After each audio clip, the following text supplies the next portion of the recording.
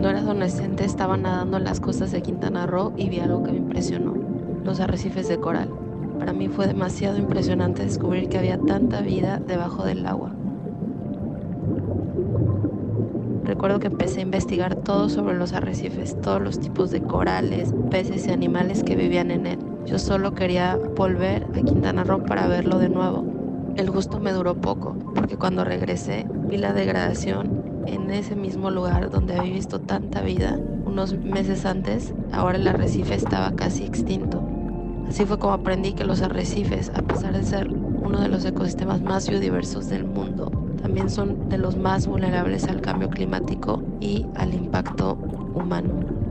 Sin embargo, esto me inspiró a perseguir una carrera que contribuyera a la conservación de los arrecifes y también de la biodiversidad. Y el resto es historia. Estás escuchando el podcast de la Red de Jóvenes Profesionales de la Comisión en Gestión de Ecosistemas de la UICN. Hoy conversaremos acerca de finanzas para la naturaleza, un tema clave para que podamos lograr las metas para la conservación de la biodiversidad que tenemos a nivel global. Para ello, nos acompaña Alonso Martínez. Él es originario de México y es economista e internacionalista de formación y actualmente trabaja en el programa Biofin como asesor de finanzas ambientales para la región de Latinoamérica y Caribe. Biofin es la iniciativa de finanzas para la biodiversidad del Programa de las Naciones Unidas para el Desarrollo, mejor conocido como PNUD. Alonso lleva cerca de 8 años en este programa y previo a eso formó parte de la Comisión Nacional de Áreas Naturales Protegidas de México. Bienvenido, Alonso, ¿cómo estás? Muy bien, muchas gracias por la invitación. Perfecto, pues bueno, vayamos al tema.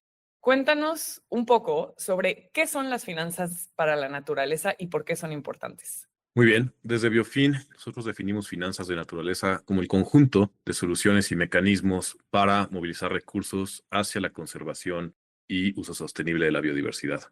Es decir, estamos hablando de mecanismos de todo tipo, mecanismos de mercado, mecanismos de riesgo, mecanismos regulatorios, mecanismos públicos, fiscales, etcétera. Cualquier tipo de herramienta que nos ayude a ir cerrando la brecha de financiamiento para la biodiversidad con una visión también de valorización del capital natural, a eso le llamamos finanzas de naturaleza, ¿no? A ese conjunto. Quizá mencionar que desde el punto de vista de la metodología Biofin, no solo hablamos de incrementar recursos, que bueno, obviamente es muy importante, sino también ir redireccionando o alineando recursos que normalmente no están destinados a la biodiversidad, pero que con ciertos cambios podrían ya sea apoyar su financiamiento o al menos disminuir el impacto de estas finanzas. Estamos hablando justamente como de financiamiento agrícola, de ganadería, de turismo, de infraestructura, que con ciertos cambios podríamos ir reduciendo también el impacto y mejorando la forma en cómo se financia y convivimos justamente con la biodiversidad. Entonces, es una lógica un poco más integral, no solamente de incremento, sino también de reducción, de alineación y de eficiencia en el gasto público y privado hacia la biodiversidad.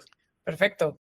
Y bueno, algo que hemos visto que sucede es que se confunde mucho el tema de finanzas sostenibles, finanzas climáticas y finanzas para la naturaleza. Entonces, si nos puedes contar un poco como cuál es la diferencia entre estos diferentes términos y por qué es importante tener claro que son diferentes términos que apuntan y trabajan temas distintos.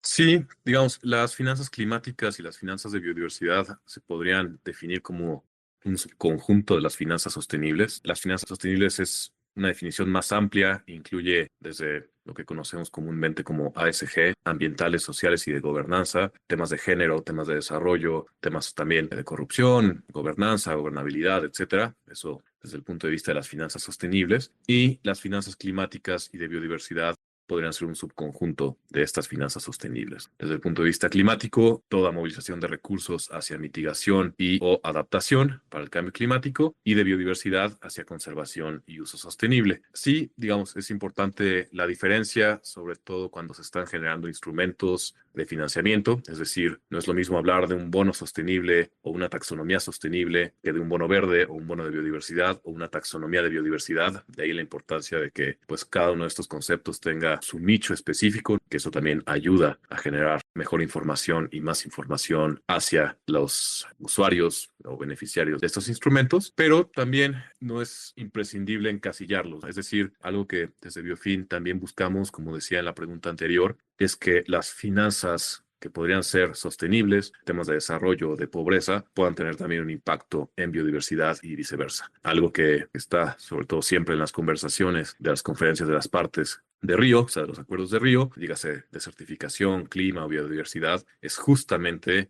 cómo hacemos esta alineación entre varios objetivos, que las finanzas climáticas puedan tener un impacto en biodiversidad, las de biodiversidad en adaptación o las sostenibles en ambas. Entonces, sí es necesario tener esta diferencia, pero también es necesario promover la interrelación entre todo tipo de finanzas para buscar objetivos e impactos comunes. ¿Y están desarrolladas al mismo nivel las finanzas Mm, climáticas de naturaleza sostenibles? No, no necesariamente. Para el caso de clima, de sostenibilidad, quizá de forma general hay mucho más desarrollo y eso lo puedes ver sobre todo en instrumentos ya existentes. Para México, por ejemplo, existe una taxonomía sostenible o bonos sostenibles, pero no existe todavía una taxonomía de biodiversidad o bonos verdes o bonos de biodiversidad, etcétera. Entonces, yo te podría decir, sin necesidad de encasillar en qué velocidad o en qué progreso va cada una de ellas, que finanzas sostenibles y climáticas van mucho más avanzadas que biodiversidad, pero los últimos 5 o 6 años las finanzas de biodiversidad han tenido un impulso bastante amplio a nivel nacional e internacional, también basado en el avance que ya había en clima. Por ejemplo, Marcos, que bueno, ya es un estándar como TCFD, que había trabajado muchos años en divulgación financiera relacionada con clima, el TNFD, el de naturaleza, que en este momento es un marco, se basa principalmente en el TCFD, todo lo que ya se había avanzado en clima con elementos adicionales de naturaleza. Entonces, yo te podría decir, sí, van a velocidades diferentes, pero biodiversidad ha tenido un impulso fuerte, aprovechando estos marcos, pero también aprovechando algo fundamental, que es el entendimiento y el reconocimiento del clima y de la biodiversidad como un factor de riesgo económico, de riesgo físico, de riesgo ambiental. Eso ha ido impulsando la velocidad para que también biodiversidad tome un lugar mucho más preponderante. Te voy a hacer una pregunta que no teníamos planeada, pero ahorita me surgió. Conforme has estado contestando estas preguntas, usas muchos términos que en el mundo de la biodiversidad, donde está lleno de biólogos como yo, gente de ciencias ambientales, ciencias naturales, tú viniendo más de las ciencias sociales como economista y internacionalista, ¿cómo navegas este juego con la terminología para que la gente del sector ambiental pueda ir entendiendo estos términos? Y sí, ¿cómo ha sido eso? Sí, quizá lo primero que diría es que no solamente es desde el sector ambiental, sino el sector financiero tiene el mismo problema, la misma dificultad para entender quizá acrónimos o definiciones que vienen desde el sector ambiental y que ustedes conocen mejor que nosotros. Entonces, lo primero que te podría decir es, Biofin justo tiene también el objetivo de ser esta plataforma donde ambos mundos, por así decirlo, o ambos sectores o ambos expertise se juntan y tratamos de homologar conceptos y generar información y un lenguaje común, pero es algo natural. O sea, yo creo que estamos intentando juntar a dos sectores o dos áreas de conocimiento que comúnmente no hablaban anteriormente. Y estos acrónimos o estas iniciativas que se van forjando son la respuesta a eso. Y sí, quizá no debería estar hablando en acrónimos, pero bueno, el TNFD es el Grupo de Trabajo para Divulgación de Financiera Relacionada con Naturaleza, el TCFD es lo mismo, pero para clima. Pero la idea es ir avanzando en esto, en ir generando un lenguaje e información para, como tú dices, navegar entre ambos sectores, que nos vayamos entendiendo. Entonces, una taxonomía para el sector ambiental es completamente diferente que para lo que entiende el sector financiero, pero se están utilizando como estos acrónimos y estos conceptos para tratar de hacer un símil y tratar de encontrarnos justamente en medio. Entonces, hay que trabajar mucho con la definición de un lenguaje común. Perfecto. Me encanta que justo hablaste del término taxonomía en el sector ambiental, porque como biólogos justo pensamos como la taxonomía de cómo organizamos a las especies. Y bueno, ahorita podemos justo hablar de qué es una taxonomía sostenible. Pongamos eso en pausa, pero sí, a mí se me hace justo una comparación muy chistosa entre ambos mundos usando una misma palabra. Entonces, bueno, antes de pasarnos a ese tema que vamos a dejar en el congelador, uno de los términos que tú has usado, ya contestando varias de estas preguntas, es el término de un instrumento financiero. Entonces, si nos puedes aclarar un poco qué es un instrumento financiero y contarnos con cuáles has tenido experiencia tú para la protección de la biodiversidad.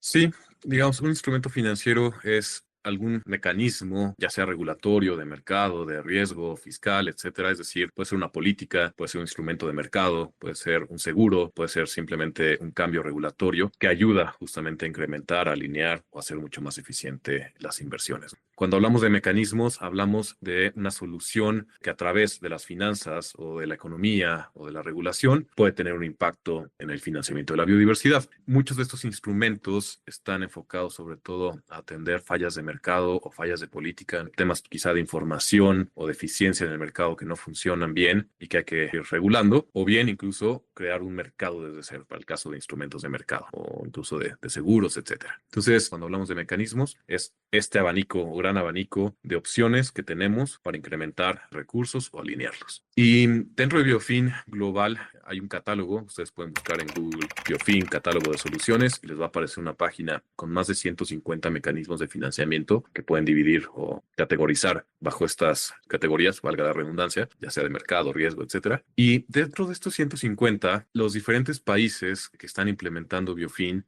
tenemos experiencias de todo tipo. Tratando de llegar a tu pregunta, a nivel regional, primero, te puedo decir que hay mecanismos, por ejemplo, pago por residuos ambientales, créditos de biodiversidad. En Colombia es algo que se hace mucho. Seguros paramétricos, algo que en México estamos haciendo. Hay un seguro del jaguar en Argentina, por ejemplo, que cubre los costos asociados a pérdidas ganaderas por ataque de jaguar para evitar que haya represalias. Tenemos fondos de agua, crowdfunding, trabajo con banca de desarrollo, trabajo con bancos centrales, etcétera, ¿no? Y eso es quizá los que salen un poco del sector ambiental, pero desde el sector ambiental también muchos de estos países trabajan con instrumentos más directos, cobro de derechos por áreas, para entrar a áreas naturales protegidas, concesiones, multas, impuestos, etcétera. Ese es el abanico que existe, lo que se ha hecho a nivel regional. Y acá en México, algunas de las cosas que hemos hecho son pago por servicios ambientales hidrológicos. Es una metodología que tuvimos con CONAFOR por ahí de 2019 para vincular a los distritos de riego con los propietarios de tierras forestales Cuenca Arriba. Eso funcionó muy bien ese año. Se logró el pago de 5 distritos de riego en el norte del país. De los ejemplos que tenemos. Acá en México también trabajamos mucho con fideicomisos ambientales públicos a nivel estatal, cómo podemos ya sea crear fideicomisos ambientales para las secretarías de medio ambiente y que ahí empiecen a recibir recursos y los manejen de forma mucho más eficiente y con una visión de impacto en biodiversidad, o bien fortalecer los ya existentes. Algunos de los estados tienen fideicomisos ambientales, pero bueno, faltaba quizá algunos cambios de regulación, de eficiencia, de contratación de personal, etcétera. Es el tipo de cosas que hemos hecho desde Biofin, caso Ciudad de México, caso Guanajuato, Jalisco, y ese tipo de intervenciones han tenido un impacto ya sea en el incremento del patrimonio de los fideicomisos o incluso en mejoras de eficiencia que se traducen en mayores recursos para la biodiversidad. Algunos otros ejemplos de quizá algunos instrumentos más innovadores que estamos probando en México. Queremos ver si los créditos de biodiversidad pueden ser algo novedoso, que se mantenga la integridad de estos créditos, el trabajo con comunidades, propietarios de tierras forestales. Estamos creando bastante información al respecto. Y algunos otros a nivel federal, trabajado también con la Comisión Nacional de Áreas Naturales Protegidas para incrementar la eficiencia en la administración del cobro de derechos, que bueno, eso también ya después la misma CONAMP ha ido trabajando, incrementando el cobro de derechos de forma independiente, pero bueno, nosotros ayudamos ahí con la parte más administrativa. En fin, son algunos del tipo de cosas que hacemos. Otra de las ideas que hemos fomentado mucho desde Biofin, al menos en México, es trabajar justo con finanzas climáticas, instrumentos de precio al carbono, ya sea impuestos o mercados, y cómo esos mercados podrían tener un impacto en la conservación de la biodiversidad a través de la reducción de emisiones en bosques o el secuestro de carbono en bosques a través de la emisión de créditos de carbono. En fin, varias ideas, hay mucha información en nuestra página y también este catálogo de finanzas que tenemos a nivel global. Quizá por interés y porque esto pueda ir a personas más allá de Latinoamérica, hay algunas otras ideas interesantes, por ejemplo, en Asia, hay incluso plataformas de video, ¿no? En las que tú juegas un jueguito que cada vez que entras hay una donación asociada hacia biodiversidad que se llama Gcash para árboles. Varias ideas que podríamos compartir, crowdfunding, bonos verdes, de Sí, momento son los que, bastante.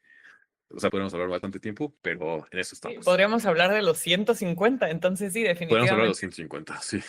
Sí, es claro que hay muchas opciones. Y también me gusta que ya varias veces mencionaste eficiencia, ¿no? Y eso creo que es un buen mensaje. Sí, se necesitan más recursos en temas de conservación de biodiversidad, pero también necesitamos analizar cómo estamos usando los que ya hay. Qué bueno que lo hemos mencionado más de una vez.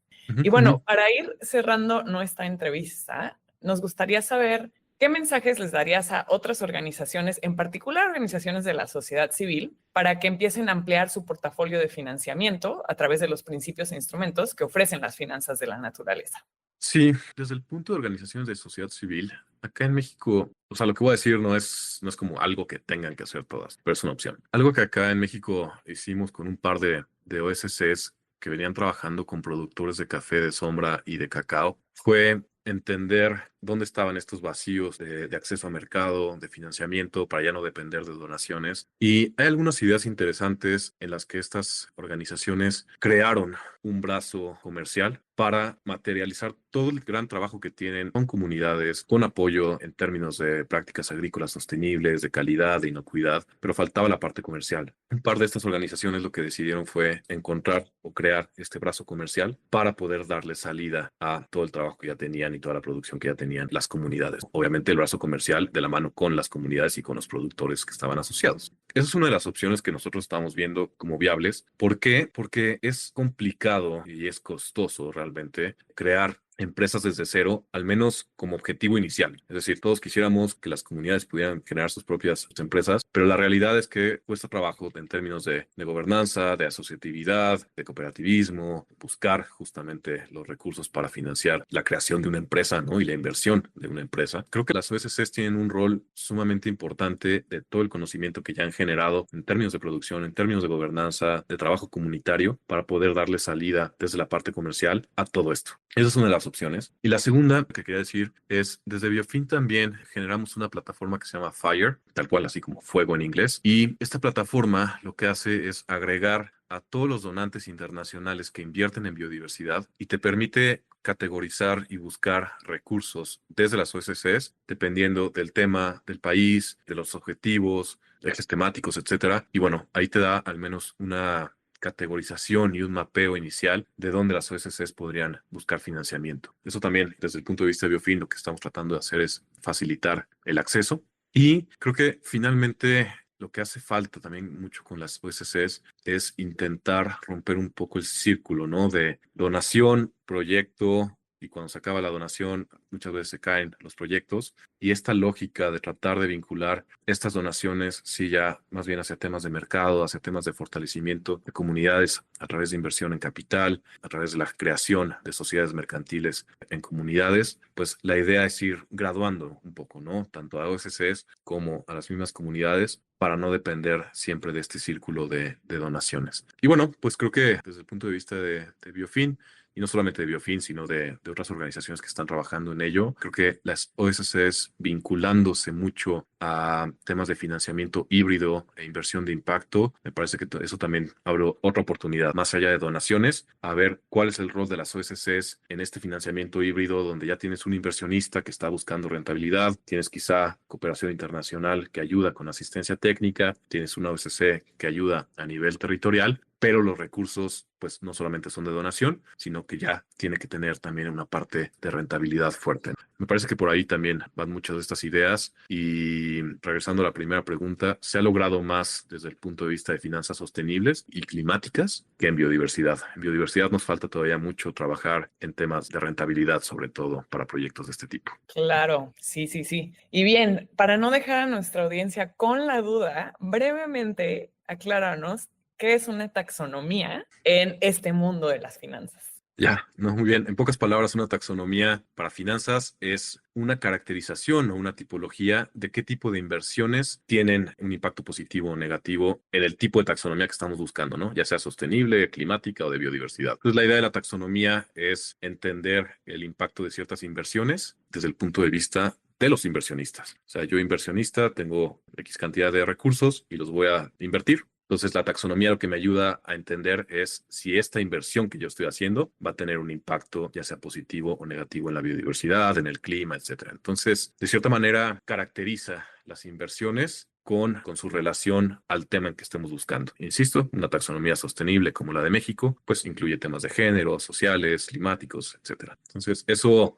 lo que le ayuda a los inversionistas principalmente, ya sea sector financiero o sector corporativo, es poder entender cuál sería el impacto ambiental, en este caso, lo que sea, de sus inversiones. Perfecto, Alonso. Creo que estaría buenísimo en un futuro pensar en una versión 2 de este capítulo donde podamos ir como más a profundidad en varios de estos términos, ¿no? Porque ejemplos, casos, creo que estaría buenísimo y la audiencia también lo apreciaría. Pero bueno, por ahora nos quedamos con esta introducción a lo que son las finanzas para la naturaleza. Y antes de despedirnos, este podcast es producido por la Red de Jóvenes Profesionales de la Comisión en Gestión de Ecosistemas de la UICN y nos encantaría escuchar qué mensaje le darías a los jóvenes que están empezando su carrera en el mundo ambiental, que están interesados en las finanzas. Con base en tu experiencia, ¿qué le dirías a alguien que es 10 años, 15 menor que tú? Sí, no, buenísimo. Yo creo que justo diversificar su pensamiento, por así decirlo, ¿no? Es decir, si tenemos biólogos en este grupo, puedan explorar, interesarse por temas de financiamiento, por temas de política pública, por temas de género, etcétera, porque en esa diversificación a mí me parece que están justamente las demandas por profesionales a futuro. Es decir, necesitamos gente que entienda varios mundos. Y yo te puedo decir, desde el punto de vista de finanzas de biodiversidad,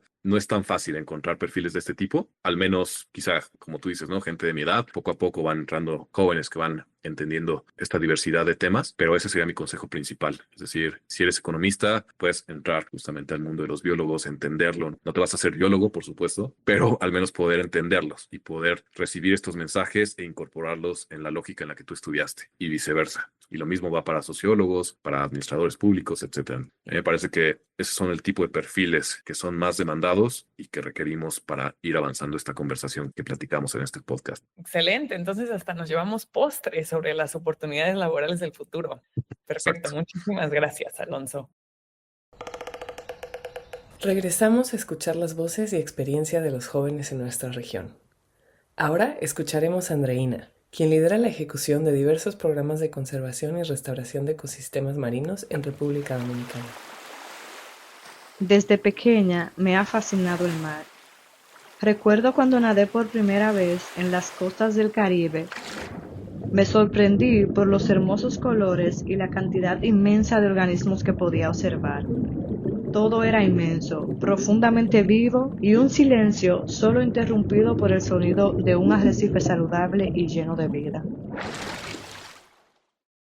Con el transcurso de los años, he sido testigo de su progresiva degradación, los efectos del cambio climático provocando aumento en la temperatura del mar y el blanqueamiento de los corales, la contaminación trayendo enfermedades que afectan a los corales y su fauna y la degradación de los corales están destruyendo los arrecifes. Lo que parece un simple cambio bajo el agua, en realidad afecta todo el equilibrio del arrecife y por ende todo el equilibrio en la tierra. Andreina ha convertido ese sentido de pérdida en una pasión. Actualmente, desde su rol como gerente de operaciones, colecta datos, participa en investigaciones científicas y revisa los diferentes planes de monitoreo que se han creado en su país para los arrecifes de coral. También monitorea la salud arrecifal y restaura los arrecifes por medio de técnicas sexuales y asexuales. Parte de su equipo de trabajo creó el primer laboratorio de fertilización asistida de corales de la República Dominicana. Ahora, Frida nos recuerda la importancia de los arrecifes de coral y nos da un ejemplo de cómo, a través de las finanzas para la naturaleza, se ha creado un mecanismo financiero para protegerlos ante los efectos del cambio climático. Los arrecifes proveen grandes beneficios a la humanidad, como lo es la protección contra huracanes, hábitat para la vida marina y turismo. Dada su importancia, el arrecife mesoamericano, uno de los arrecifes más grandes del mundo, cuenta con un seguro paramétrico. Este seguro es un mecanismo financiero que permite habilitar la provisión de fondos inmediatos para restaurar el arrecife en caso de daño por huracanes. Tras el impacto de un huracán con ciertas características, los fondos se utilizan para financiar una respuesta rápida de equipos especializados que generalmente son las comunidades aledañas al arrecife, que colectan fragmentos de coral y realizan reparaciones estructurales a fin de disminuir los impactos en el arrecife y aumentar la resiliencia de este ecosistema.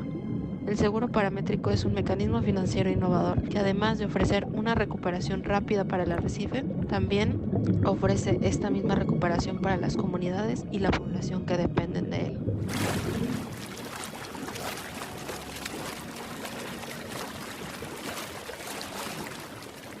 Así vemos como desde la costa del Caribe mexicano hasta las oficinas ministeriales de varios países de Latinoamérica, las finanzas para la naturaleza cada vez están más presentes y muestran más los beneficios de integrar a la naturaleza en nuestros sistemas financieros. Aceleremos su adopción y gracias por escucharnos.